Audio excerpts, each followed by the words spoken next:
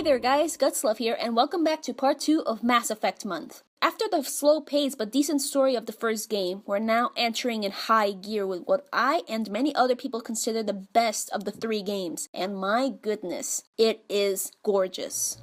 It has been a month since the attack on the Citadel by the Geth and the Reaper, Sovereign. The Citadel Council, being the politicians that they are, tried to sweep that dread of an impending invasion under a rug by sending off the first human Spectre, Commander Shepard, to whittle down the remaining Geth resistance in Council space to calm down the public. During one of their excursions, a mysterious ship attacks the Normandy. Most of the crew escape, and Shepard sacrifices their lives to save the Joker as the attacker blasts them one more time, and our hero perishes.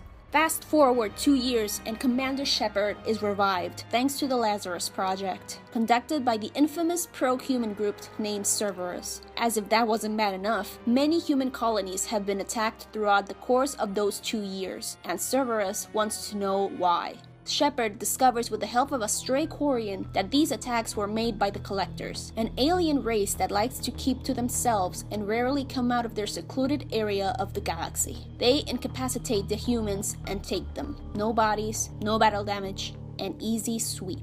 Now, it is up to Shepard to gather the best of the galaxy to join his cause, figure out why the Collectors are kidnapping humans, and wonder if the Collectors have anything to do with the Reapers. The story, compared to the first, is easier to explain and still intrigue you in wanting to know the answers. You saw how long it took me to explain even the basis of the storyline. This is one of the few reasons as to why I consider the second game superior.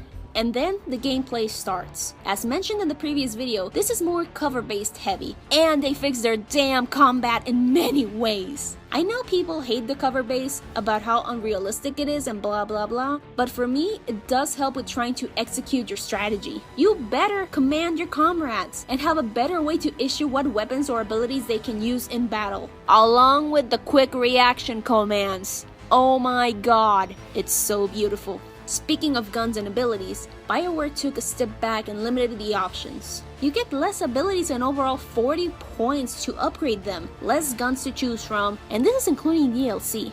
BioWare, sweetie, are you scared of exploring new ground? I mean, this is supposed to be an RPG, right? You gave us tons of choices in the first, along with booster packs and ways to modify them. So what's going on? The only way you can adjust your guns with certain power-ups is by the ability chart. What the fuck? But what I do like are the heavy weapons given to Shepard and Shepard alone, and can only be obtained if you gather enough heavy weapon research. And that M920 cane. Oh god, look at that explosion. I am in love. And in the topic of research, this is a new mechanic that lets you evolve in combat, firearms, and ways to survive in this mission, like more fuel and shields. If you gather enough information packets or enough resources, you can buy these upgrades, and you don't look for resources through the Mako. This time, you shoot out miniature probes that send a team to get resources for you. And please, do this with the obvious planet. I dare you.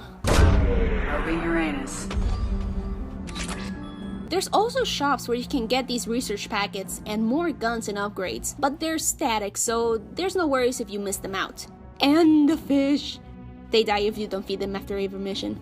It sucks. Now, compared to the first game, you have to recruit your small army of misfits comprised of mercenaries, thieves, assassins, vigilantes, tank-grown babies, and biotic bitches. You also get only 2 of your former friends, but the rest of the team steal the show for me.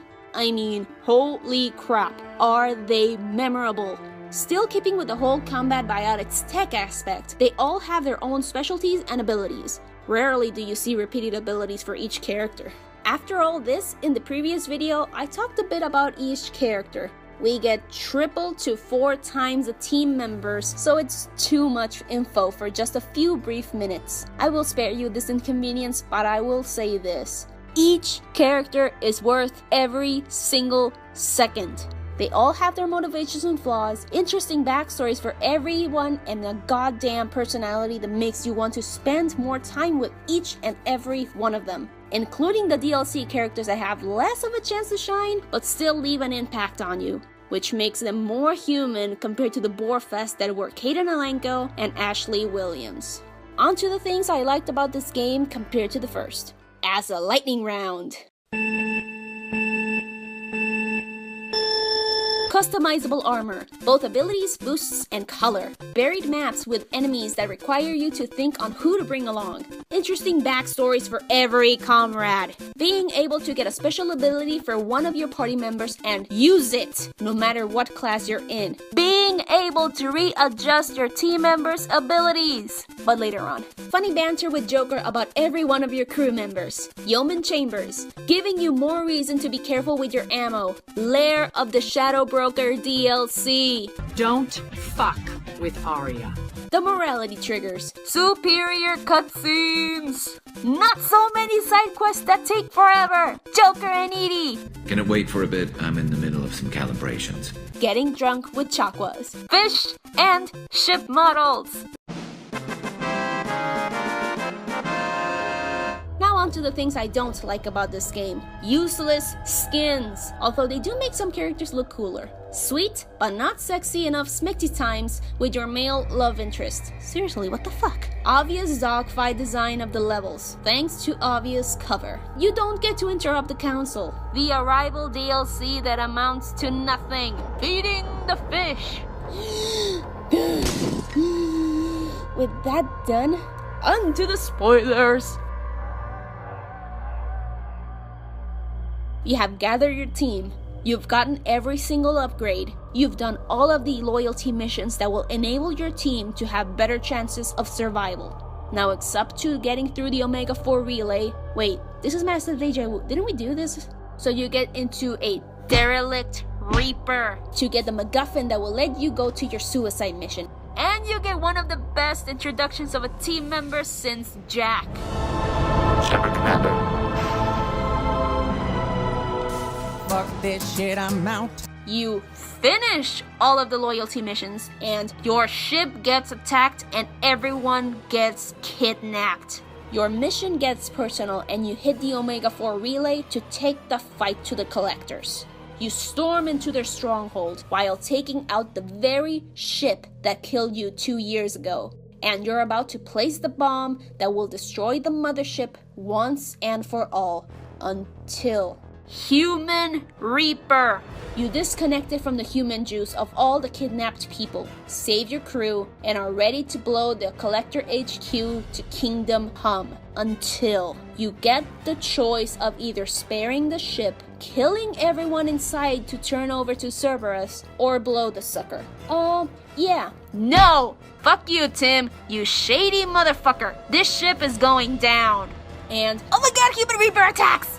You fight with your crew, being hoarded by the collectors as you shoot the Reaper, destroying the abomination. Your party is either dead or alive, and you rush back to the Normandy.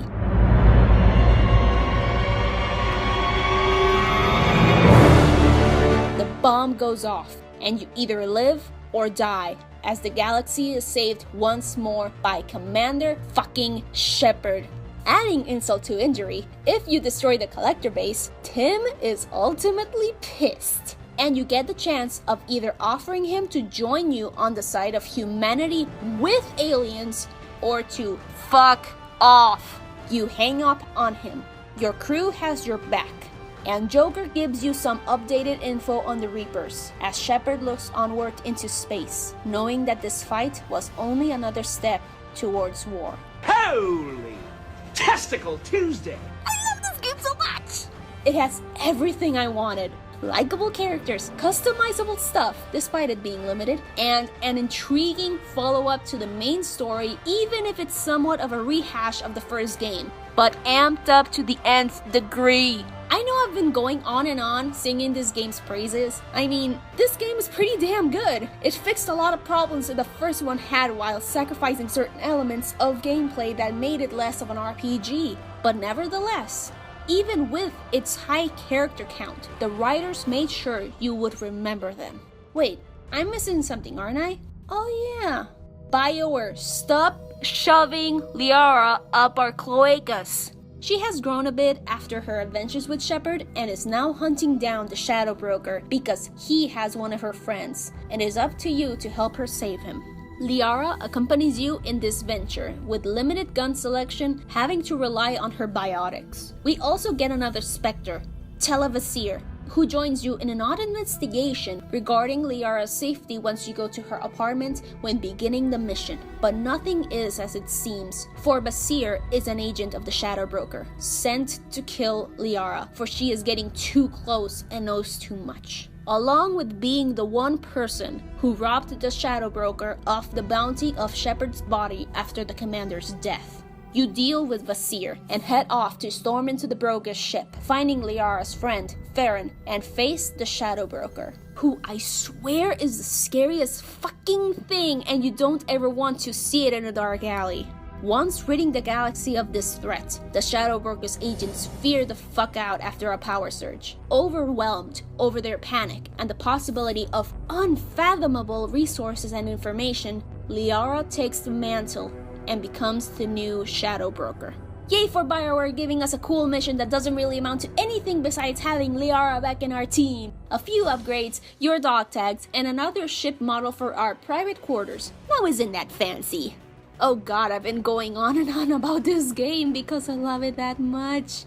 Mass Effect 2 was the first game I played when hearing about the third game's controversial ending and wanting nothing more than to understand it. The second was on sale, I bought it and fell in love with the world that BioWare gave us. I adored every second of it. I loved the story, I was amazed by the characters, it felt so perfect.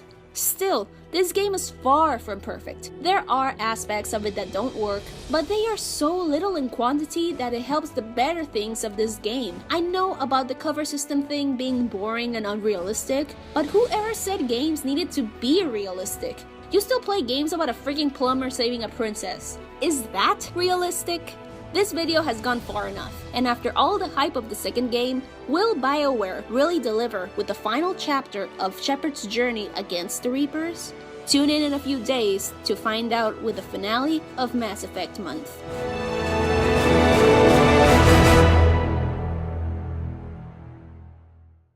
Also, giving guys all the sexy times with their love interests and giving us ladies next to nothing is not a cool move, BioWare. Fuck you.